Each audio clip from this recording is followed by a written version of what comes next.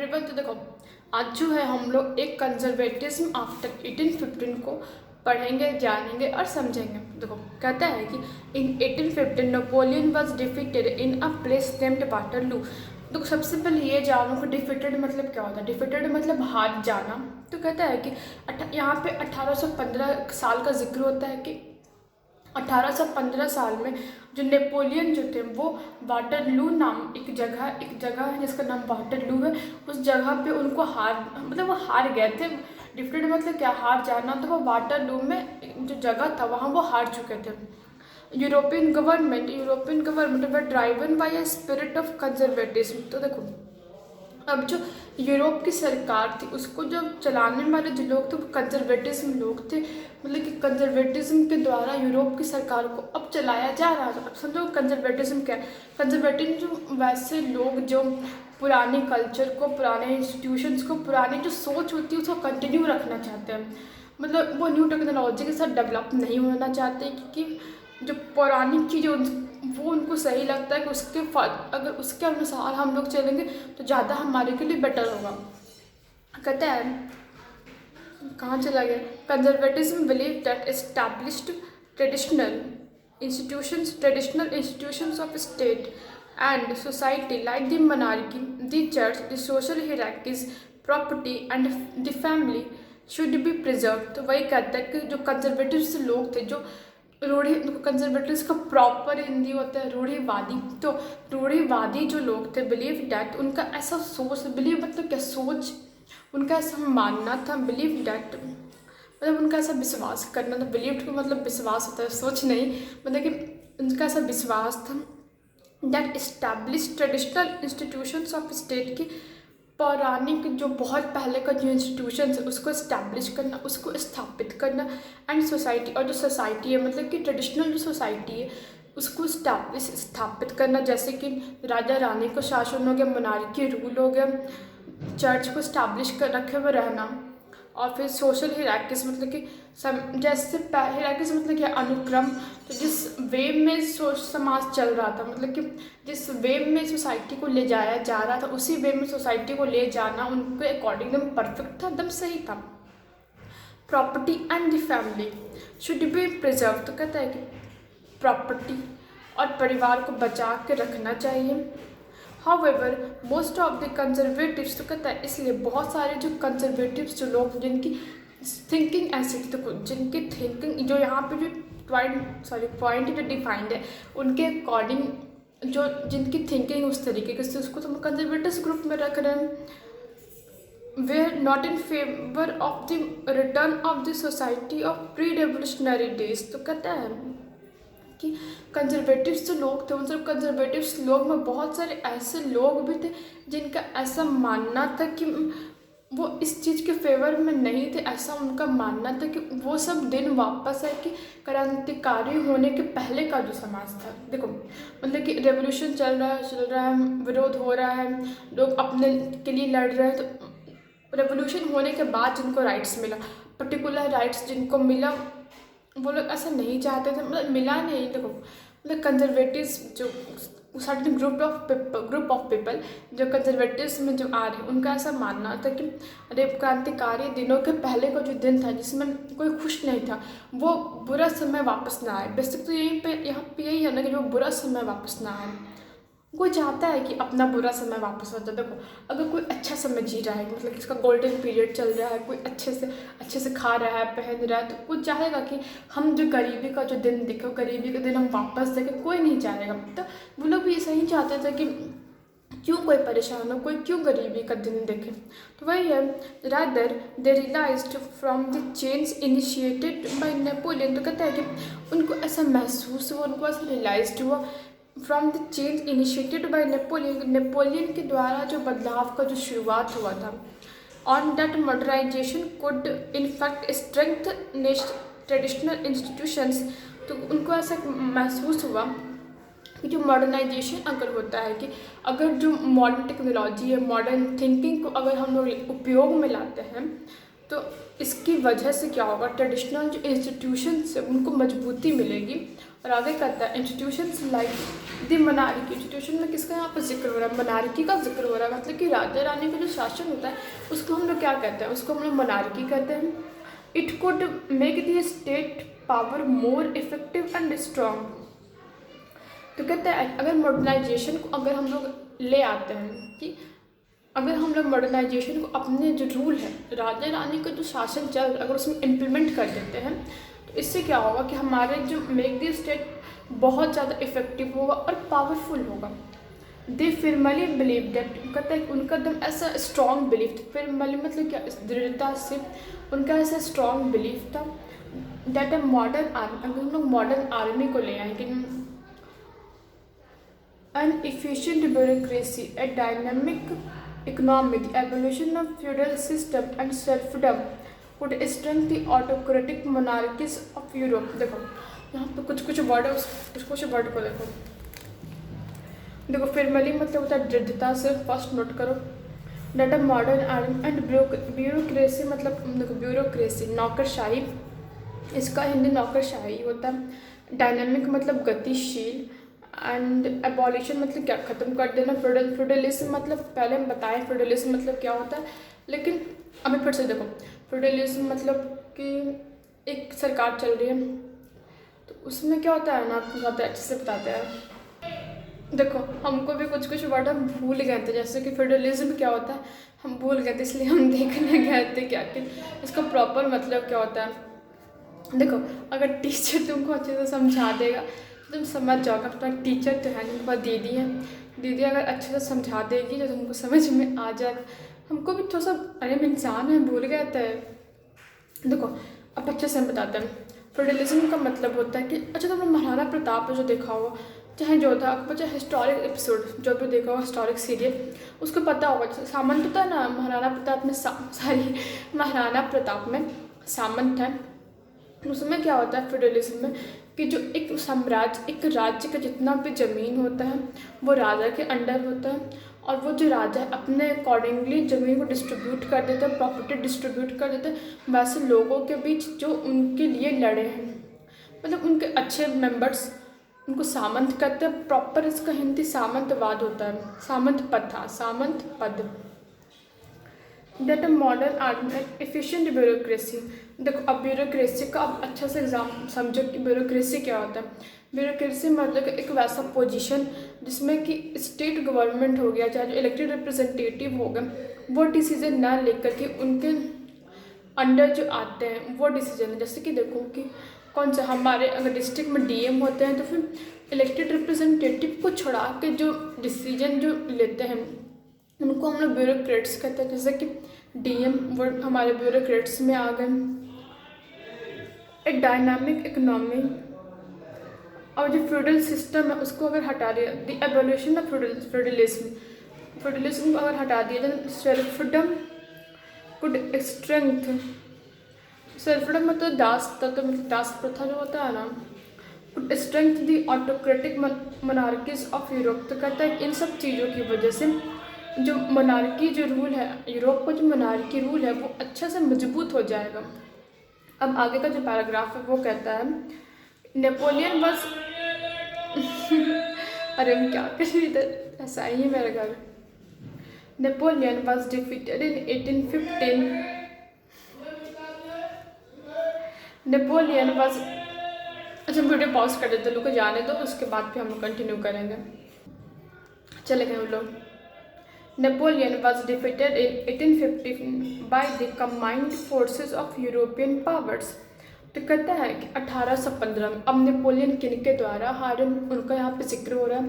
तो कहता है कि 1815 में जो नेपोलियन है वो हारे थे कंबाइंड फोर्सेस, यूरोप के जो कंबाइंड फोर्सेस थे उनके द्वारा, जिसमें आ गया Britain, Russia, Prussia and Austria, इन सब मिला, इन लोगों ने मिल करके नेपोलियन को हराया था, फ्रांस को हराया था।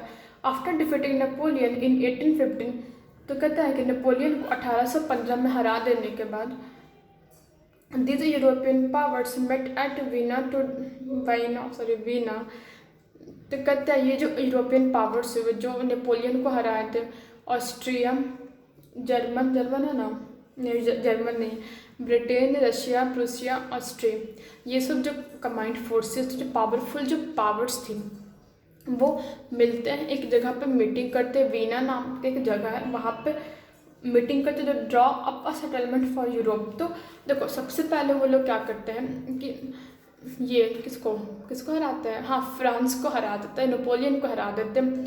नेपोलियन को हरा देने के बाद ये जो पावरफुल जो मेंबर्स हो गए, जैसे कि ये हराने वाले जो लोग थे, ब्रिटेन, रशिया, प्रूसिया जैसे जो कंट्री थी, वो लोग एक जगह पे, वीना की जगह पे मिलते हैं। उन लोग ऐसे दिमाग लड़ाते हैं कि हम लोग अब इन जो यूरोप का आखिर क्या करना है, हिस्सेदारी बांटते हैं कि सेटलमेंट करते हैं यूरोप को। देखो अगर जब कोई, सॉरी ये एग्जांपल नहीं देंगे, जब किसी को कोई चीज़ मिलता है, ग्रुप ऑफ मेंबर्स अगर कुछ चीज़ मिलता है तो लोग अपने अपने में हिस्सा बांट लेता है। तो वो लोग अपने हिस्सा बांटने के चक्कर में वहाँ पे मिले थे। The Congress was hosted by the Austrian chancellor Duke Metternich. तो कहता है यहाँ पे कांग्रेस हमारे वाले कांग्रेस नहीं है, कांग्रेस पार्टी नहीं है, यहाँ पे कांग्रेस मीटिंग को रिप्रेजेंट कर रहा है कि ये जो मीटिंग थी वाज होस्टेड बाय द, ये जो मीटिंग का जो मेंबर था, जो लीडर था, जो होस्ट किया इस मीटिंग को, वो थे ऑस्ट्रिया के चांसलर ड्यूक मेटरनिच। अब देखो लाइन अंडरलाइन कर लो, आफ्टर डिफीटिंग, पूरा लाइन ही अंडरलाइन कर लो, सॉरी पूरा पैराग्राफ ही अंडरलाइन कर लो।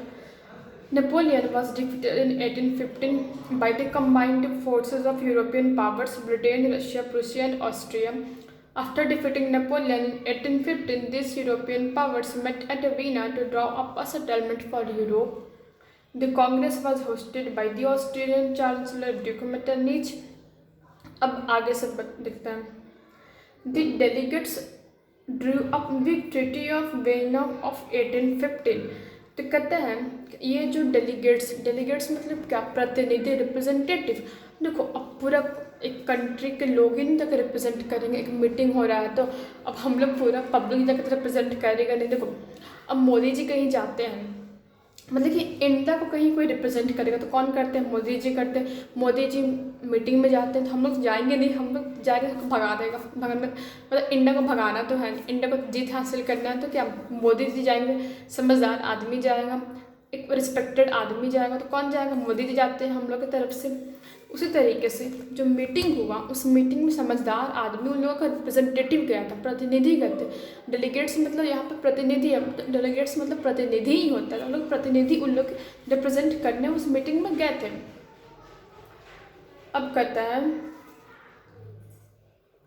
drew up the Treaty of Vienna with the objective to do away the most of the changes that had come in Europe during the Napoleonic Wars.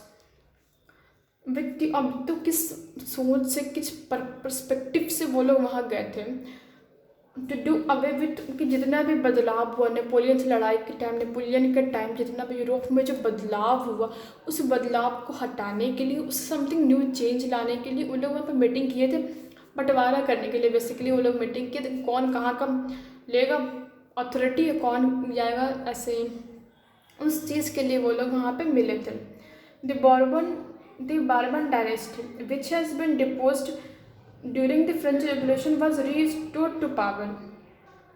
The Bourbon dynasty कहते हैं, यहाँ पे बार्बन dynasty का जिक्र हो रहा है, which has been deposed during Napoleon कहाँ चला गया, depose during the French revolution. हाँ तो कहते हैं बार्बन डायनेस्टी जिसको फ्रेंच रेवोल्यूशन के टाइम पीरियड में उनको उनके ताकत से हटा दिया गया था, बस रीस्टोर्ड टू पावर, उनको दोबारा उनकी ताकत लौटाई जाती है, power. And France lost the territories it has annexed under Napoleon. तो नेपोलियन के टाइम जब नेपोलियन का रूल चल रहा था, नेपोलियन जो जो टेरिटरी को अपने अंडर किया था, जो जो टेरिटरी नेपोलियन के अंडर आए थे, नेपोलियन फ्रांस के अंडर आए थे बेसिकली, तो फ्रांस के अंदर जो जो टेरिटरी आए थे नेपोलियन के रूल के टाइम, वो सब टेरिटरी नेपोलियन से हट गया था। नेपोलियन मतलब नेपोलियन नहीं है तो नेपोलियन चला गया, ये फ्रांस से वो सब टेरिटरी, वो सब साम्राज्य हट चुका था। अब कहता है बस रीस्टोर टू पावर। देखो एनेक्स्ट मतलब क्या, कब्जा कर लेना। बेसिक तो राजा महाराजा क्या करते हैं, किसी को हराता है कब्जा कर लेते हैं, तो वो लोग कब्जा कर लिया था। To prevent French expansion in future तो कहता है कि फ्रांस जो है आगे अपना साम्राज्य नहीं बढ़ाए, उसके फैलने को बचाने के लिए future a series of states were set up on the boundaries of France. तो कहते हैं कि फ्रांस का जो बाउंड्री हुआ उस बाउंड्री में बहुत सारे स्टेट्स लगा दिए गए थे कि आपका यहाँ से यहाँ संपत्ति है वहीं सीमित रहो। Thus the kingdom of the Netherlands, अब यहाँ पे नेदरलैंड के साम्राज्य का जिक्र हो रहा है, विच इंक्लूडेड बेल्जियम, जिसमें नेदरलैंड में बेल्जियम आता है, but setup in the north, north में उसको सेटअप किया गया। जियोना वॉज एडेड टू, देखो मतलब कि जो क्षेत्र था, जो अलग अलग जो टेरिटरी था, जो साम्राज्य था, उसको एक जगह ला करके मतलब फ्रांस का जो बाउंड्री हुआ, इंडिया पाकिस्तान बाउंड्री है, तो पाकिस्तानी, सॉरी ऐसे नहीं बोलेंगे, अगर कोई पाकिस्तान का देख रहा होगा तो हमको तो बहुत ज़्यादा बोलेगा, वैसा नहीं, मान लो कि कैसे, छोड़ो इसको छोड़ता है, एक कोई पाकिस्तानी होगा तो बुरा मत मानना प्लीज़ यार। To prevent French expansion in future a series of states were, तो कहता है कि फ्रांस आगे अपना टेरिटरी एक्सपैंड ना करे, तो फिर क्या होता था ना कि अलग अलग जो स्टेट्स हैं, मतलब कि वो स्टेट है उसका फ्रांस के बाउंड्री पे लाकर उसको मिला देता था ताकि वो पार ना कर सके उस चीज़ को।